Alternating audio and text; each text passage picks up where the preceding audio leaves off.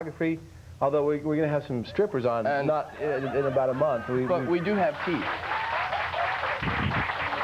Was that for the strippers or the teeth?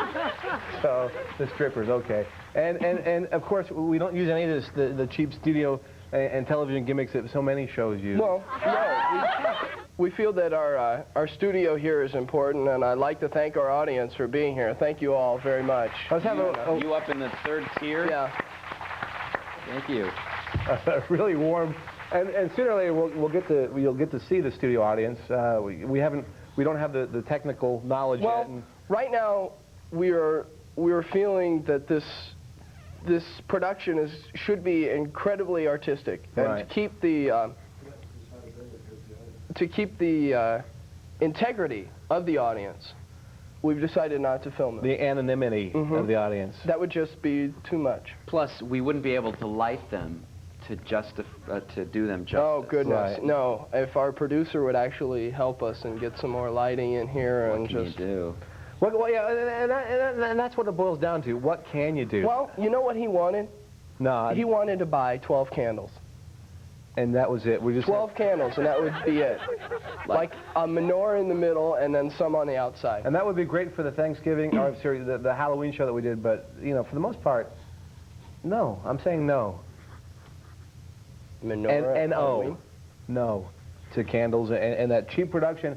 You know, if I have to pay, you know, put a little bit of money out on the table, hey, I'll do it. I'll put a little bit of money out. You ought to get together with the producer. Well, that would be really hard to do. There's a few bucks, you know. Putting money on the table. Putting money on the table. Because we do want a quality show here. At Digression. Yep.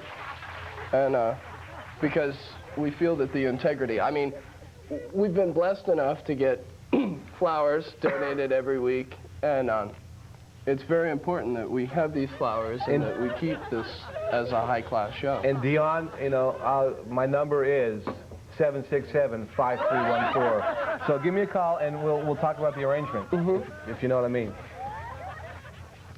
She's really skinny, Bill. Well, you know, I can handle that really. And I know that the television, and I've seen it, puts 10 pounds on. So if she could just gain 10 pounds, that'd be great. But then again, she'd look like a hippo on TV. Like, she'd look 20 pounds overweight. She might even tip the set over. And you know, that's really silly when people fall off the set.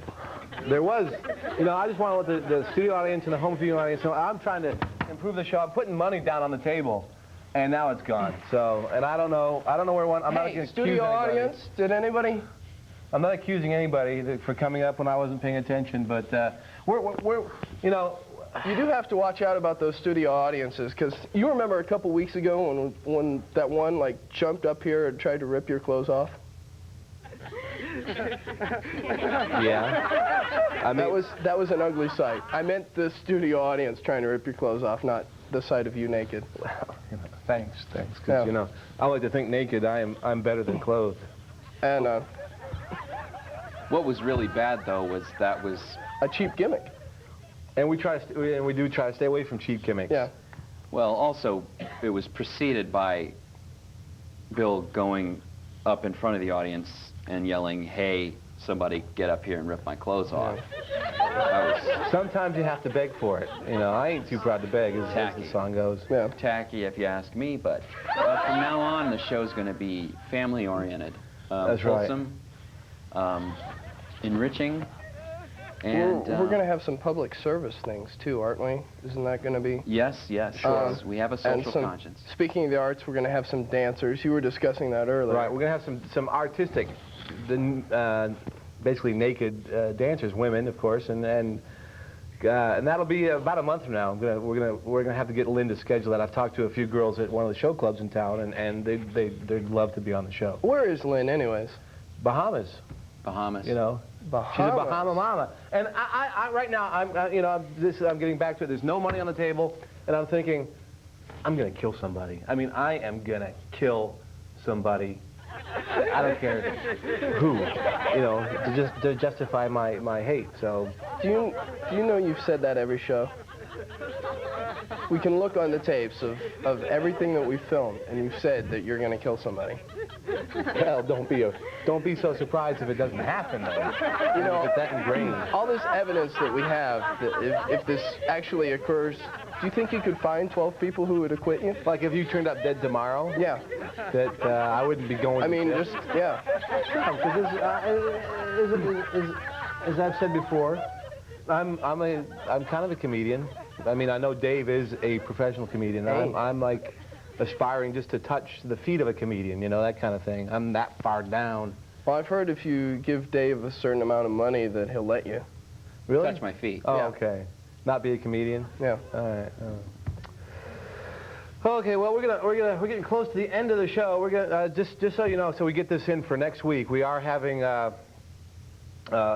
two poets. They've just opened up a poetry shop, coffee shop / poetry shop in the Broad Ripple area, and that should be interesting. And I hope actually they show up for the show because, you know, with Lynn's scheduling and her, I don't know, you know, I don't know how. Not to mention the producer. And the Weasel producer, and we're gonna have to string him up by his or her. I'm not even sure. I don't know. Sometimes I feel it's like this Charlie's Angel thing. Yeah. You just hear him, but you don't see him. Mm-hmm. Oh, like not Bosley, but No, John Charlie. Forsythe. Charlie. Oh, I'm Sure, sorry. Charlie. Yeah, hello, Charlie. girls. I find it to be more similar to voices in my head that I can't get out of my head. You know they're there, but you don't know where. Is Yes. that You know, that'd be a great guest idea. voices in my head? Voices that appear to Dave in his head. Sure. Maybe we could have them on. Yeah. Well then. So we will be back next week with the poets, and again Dave has already done some poetry. Maybe we'll splice that into the show just for the extra oomph, because that was a moment to remember. Either clap or he's going to take his clothes off. Yeah, come on, Joel. What's the problem back there? Yeah. Okay, so and who else is on the show next week? A singer, A singer-songwriter. Yeah. Emily. Emily. Yeah. Is she on the next show? No. No, she's She's out of town for about a month. Oh, that's right. Gosh. Yeah. Gosh darn. But we got poetry. But we'll figure it out. We'll have to scrape something up. We'll scrape up some. We'll scrape some type we'll of drag somebody condiments off and the we'll street just if we have to, right? So, we appreciate everybody stopping by, and we'll be back next week, same time, same Bat channel. Their Bat channel. Thanks again, Dion. Au revoir. Call me 767-5314, and we'll talk to you. Thanks.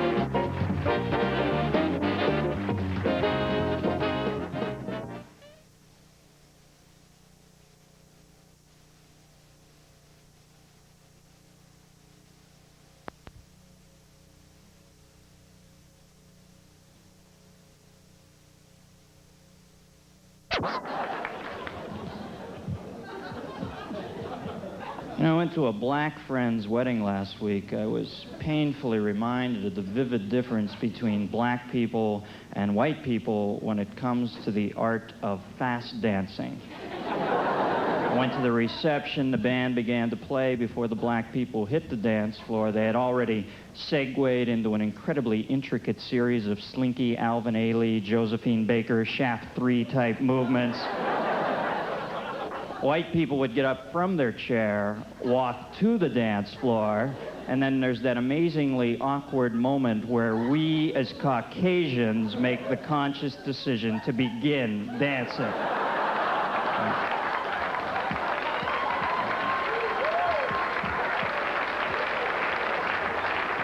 Okay, are you ready, Madge? 1, 2, 3, go! Yeah. And white men are the worst. They dance like the villagers are chasing them with torches. They've got that Baloo Jungle Book midsection thing happening, and arms are locked in that repetitive rock'em sock'em robot type activity. You know, I don't think white men have danced in this country since Bachman-Turner Overdrive broke up with that amazingly simplistic drum beat that even basic amoeba could keep time to. Taking care of business. Somebody would put the OJs on, they'd get that panic look in their eye like an animal stuck in your headlights at 3 a.m. on a dark road, you know. Oil can, you know. Well, the Germanys got back together last week. There is a man amongst you who sees why these two should not be joined together. Let him speak now or forever hold his peace in the ready position with the safety off. Germany, food, folks, and the Führer.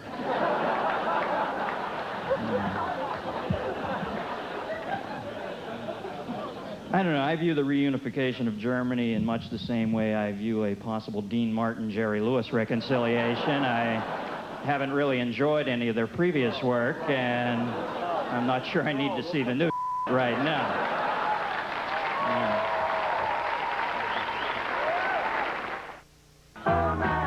Paul, George, Ringo, and a guy who kind of looks like John. It's Barely the Beatles, 3 Saturday Night Lives, and the Ruddles movie. Watch Barely the Beatles this Sunday starting at 2 here at Comedy Central. It's always something. And lots of times, someone you love is right in the middle of it. What they need is a cellular phone from Radio Shack. We have the latest types, the people to answer your questions, and sign you up right on the spot. It's easy, and it shows you care, because who knows what they'll run into out there. Mike, we're gonna be a little late.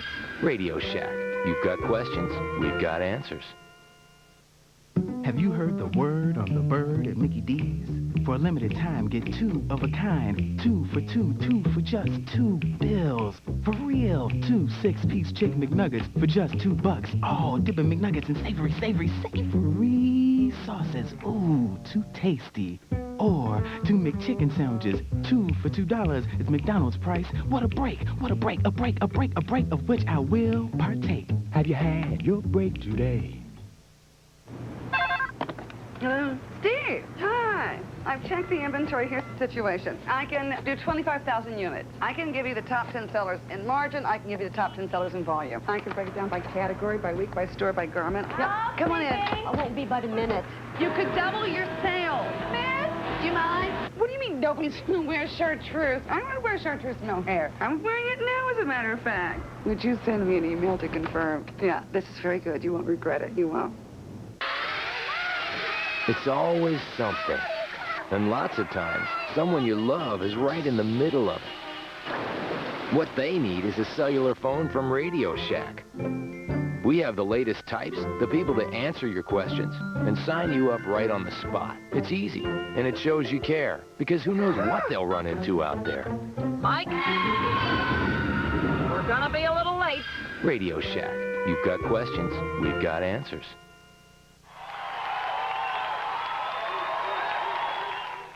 I've been traveling a lot. I make Jack Kerouac look like an agoraphobic. I was in Greece, actually Greece 2, and want to know how amazingly brilliant the ancient Greeks were, folks? The Parthenon is cable ready. I was also in LA. I love Louisiana. And you know, while I was down there, I visited Nashville, Tennessee. I had never been to Nashville before, but I believe years ago I had relatives who lived there and worked in the sequin mines.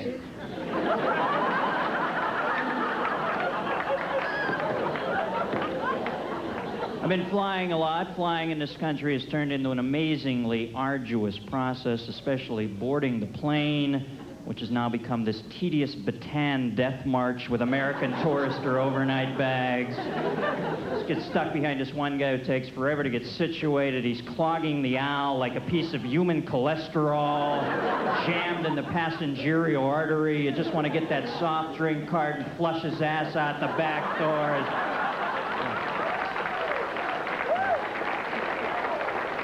Folding that sport jacket like he's in the color guard at Arlington National Cemetery.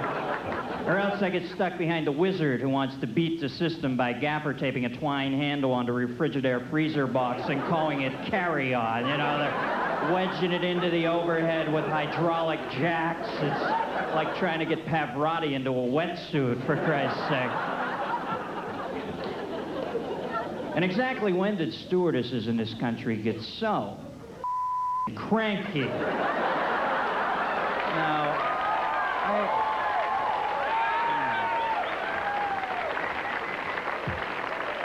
I know it's a tough job. There's got to be 1,000 different ways to tie that neckerchief, but why piss on me, huh?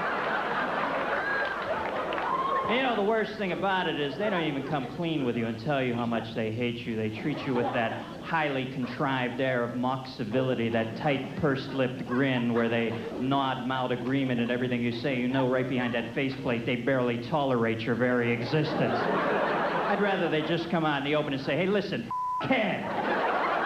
When I was 18 years old, I made a horrible vocational error, all right? I turned my entire adult life in for cheap airfare to Barbados. Now I've got hair the tensile strength of Elsa Lancaster and Bride of Frankenstein. I haven't met Mr. Right. I'm a waitress in a bad restaurant at 37,000 feet. Jam your diet slice up your all right?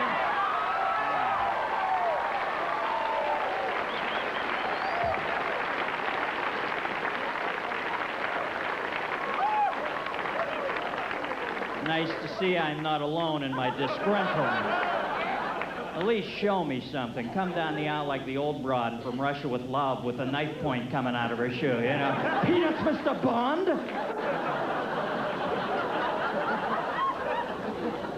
What about when you leave the plane and they've got them propped up near the front door in that complete android catatonic stupor where they look like the Yul Brynner robot from Westworld when he blew a head pipe and iced Marcus Welby's assistant, you know, like, bye, bye, bye, bye.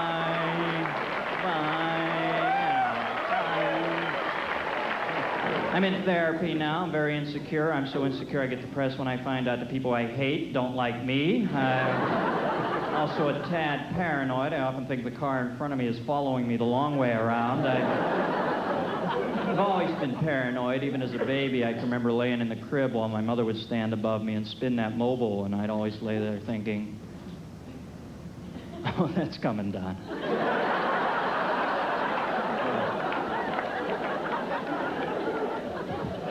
Very neurotic about my health. I have a medical alert badge that says I'm a hypochondriac, and I can't even use a vending machine anymore. Anybody remember when all this took place behind the scenes? You put your money in, you pull the lever, you pick up the candy bar. Now they have these clear front plexiglass machines with the little spirals, and the Fritos always live up on the penthouse floor of the little simulated apartment building. You press the button, literally push them over the ledge to their death. They plummet right in front of you like Jimmy Stewart in Vertigo. Splat, they're laying in that bin with all that chip gut laying around them, or else the Clark bar comes straight down and severs its spinal column and has to lead the rest of its life in some bizarre other side of the mountain confectionery existence where it still participates in the candy ski tournaments but has to be led through the slalom course by a volunteer Necco wafer package from the local VA hospital that cares, like Linda Kelsey on the old Lou Grant show. Stop me before I sub-reference again.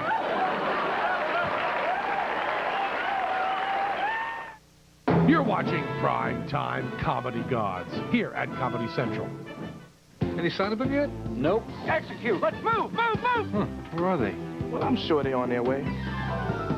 Don't worry, they'll make it. They're coming! I see them! They're here! Toy Story toys have arrived at Burger King with the stars from the magical Disney movie. Your kids can collect all 6 high-quality toys, one with every great-tasting $1.99 Kids Club meal, only at Burger King. Yeah, I knew you guys would make it. The $1.99 Kids Club meal at Burger King. Step back, please.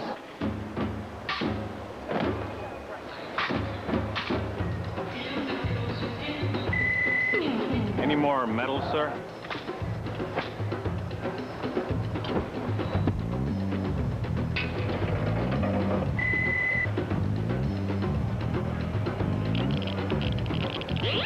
What do you get for the person who has everything? See a Harley-Davidson genuine dealer.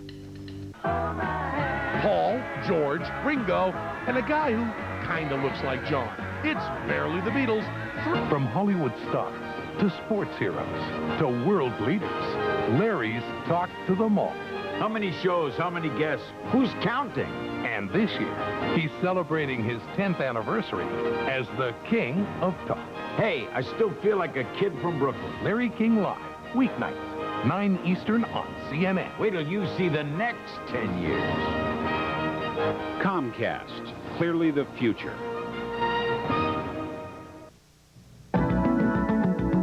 At Pro Golf, our business is generated by the public and the golfing public, and we reach a good audience via the Indianapolis Interconnect and a more targeted audience without much waste.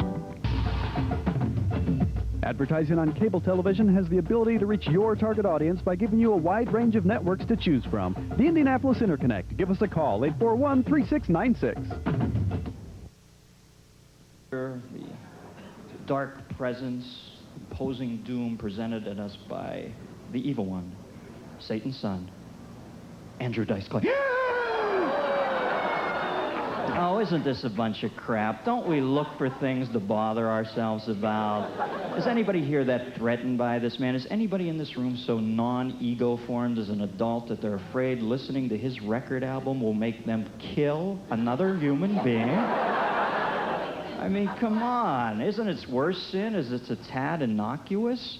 Nursery rhymes with the word in it? Come on, folks, it's Fonzie with Tourette syndrome. We gotta take it easy.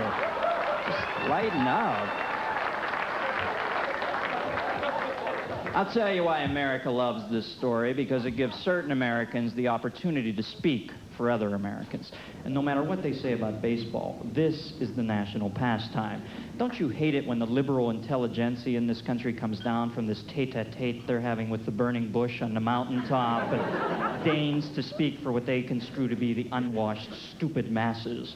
Well, you know, I can see through Andrew Dice Clay, but then again, I have a bachelor in communication from Tallahassee JUCO, but those people, the cattle, I don't think they get it. I best tip them to my personal wisdom. That is such a narcissistic attitude. These are the same people who worry about album lyrics. You know, folks, if your kid is capable of being pushed over the brink by anything Gene Simmons has to say, you're just not doing your job as a parent, all right? Something.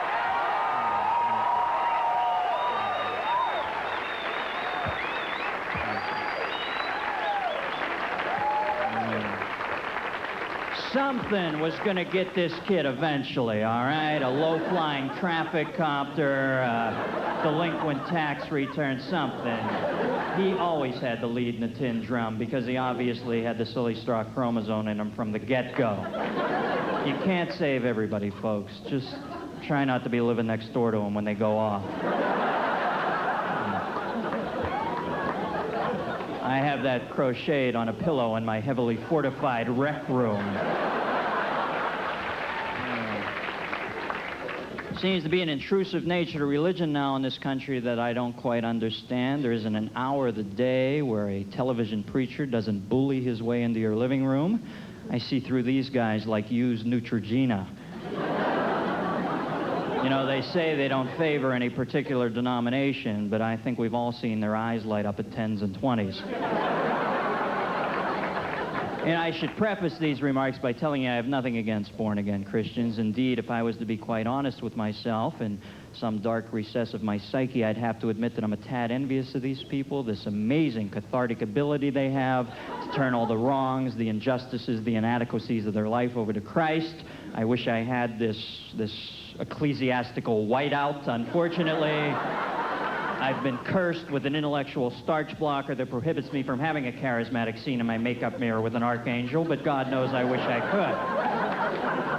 I think the thing I find most cloying about Christianity is it's only after many of these people have painted themselves into irrevocable moral corners, then and only then do they turn their life over to Christ. Nobody goes to Christ on prom night. It's only when they f***ed it up so horribly that nobody down here will talk to him anymore.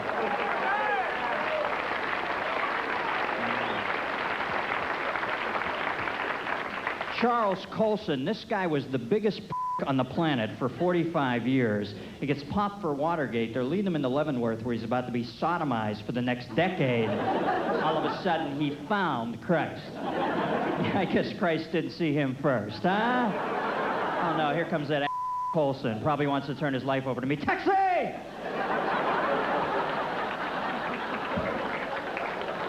Now 7-Eleven has bowed to pressure from the moral majority and removed Playboy and Penthouse from their newsstand. I guess to be fair, you have to look at it from the fundamentalist perspective. What they're saying is they don't want pornography out in the open because what it does is it forces a certain type of literature on somebody in a public place. It would be like, I don't know, say like putting the Bible in everybody's hotel room or, you know, something crazy like that, I guess.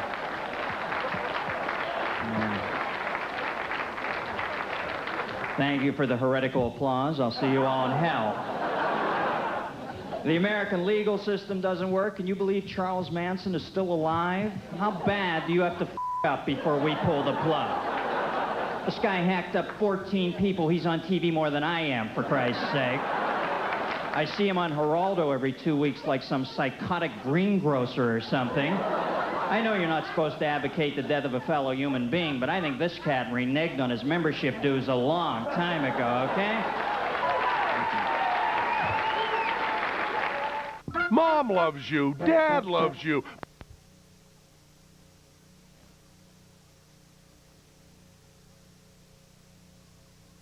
Michael Jackson. Related to Michael Jackson now, and that would be amazing for anybody to be related to the guy with the glove and the vest and the crotch. So, the crotch. Well, you know, he does that. No, I ain't talked to any of them yet. I just got my lawyers. You know, I'm just trying to get my share. Have you ever been to Graceland? No. Never been home, huh? No, you can never go home. That's what they say. So you could, you have the potential of making tons and tons of money. I mean, if you're really, you know, Elvis's illegitimate son, you could, like... The male heir to the throne. Claim some of the fortune. That's what I plan on doing, yeah. You're going to do the black hair thing and...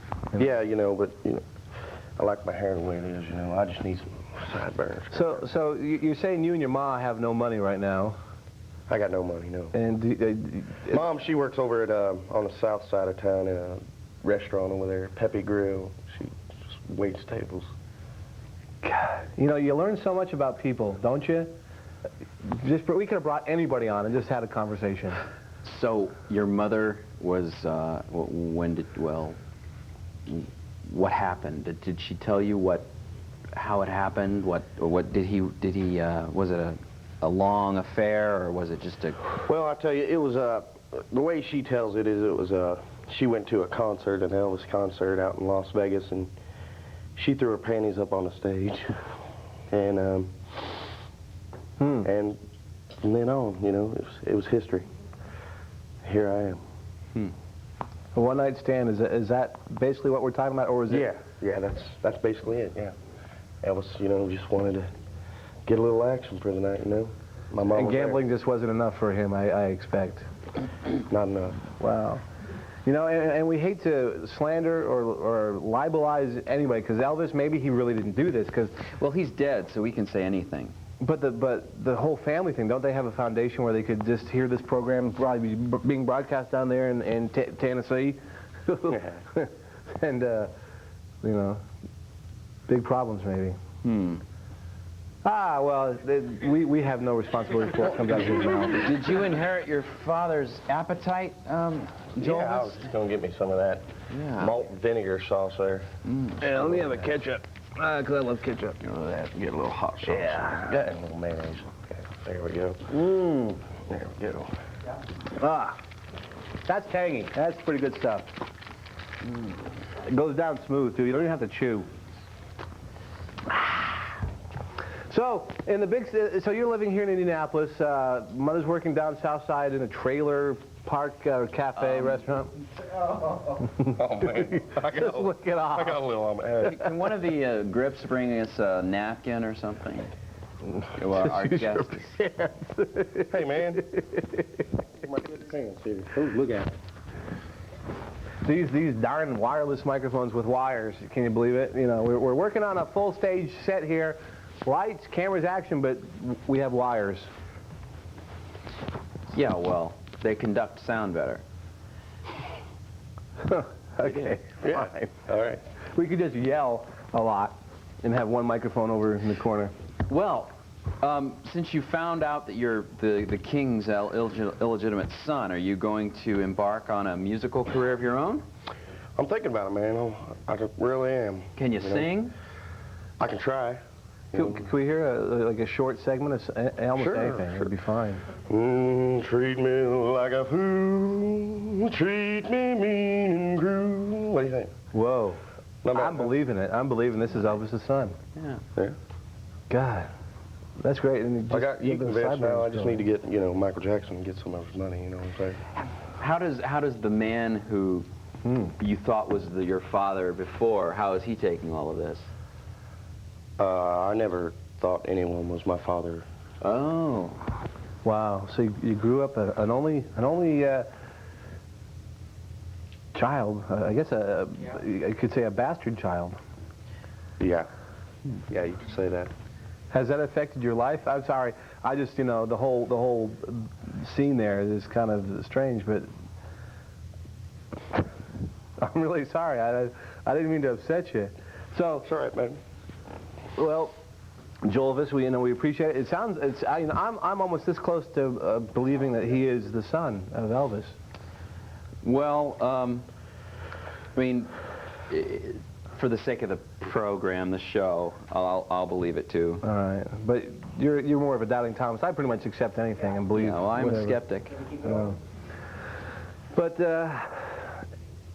I see by the hand in the air that we're talking to this camera here. So, and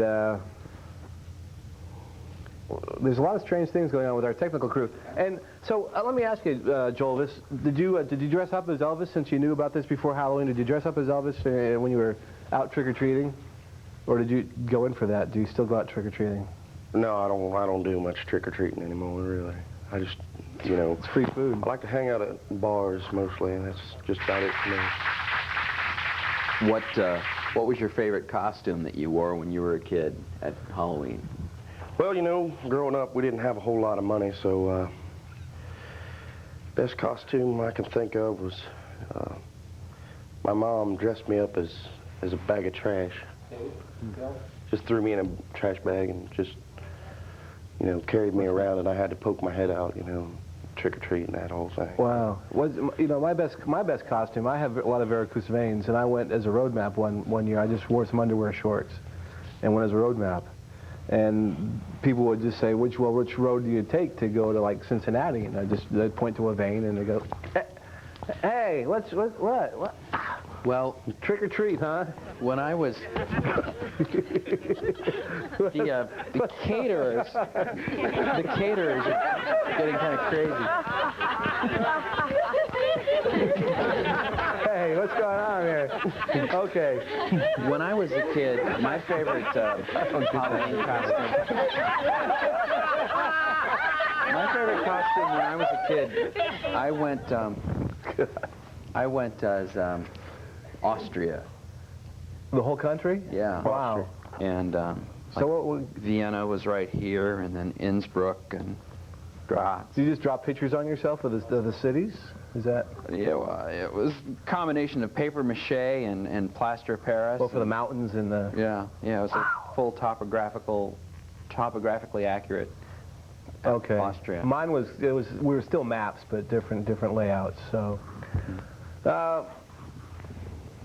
we just have like a minute to go in the show, and we'd like to appreciate everybody tuning in. We're sorry that we had not great guests, although Jolvis, you were exceptionally cool, and it's nice to know that Elvis might have a son to carry on the Elvis Presley name. And Jeff Hamilton, our videotape operator, who's also worked on many shows, we appreciate them for stopping by. And again, the flowers that was Dick Wolfsey?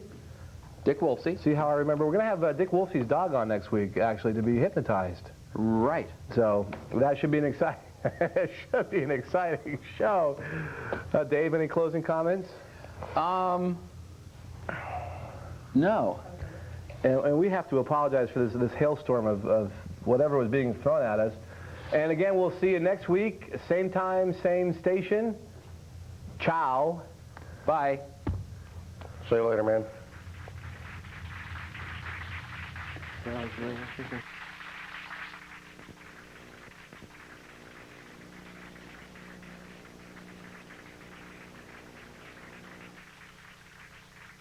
Oh. Yeah. Yeah, man. So oh, God. Okay, I'll take it away from here. Oh, God. So, where's the canned laughter? What's going on here? Gee.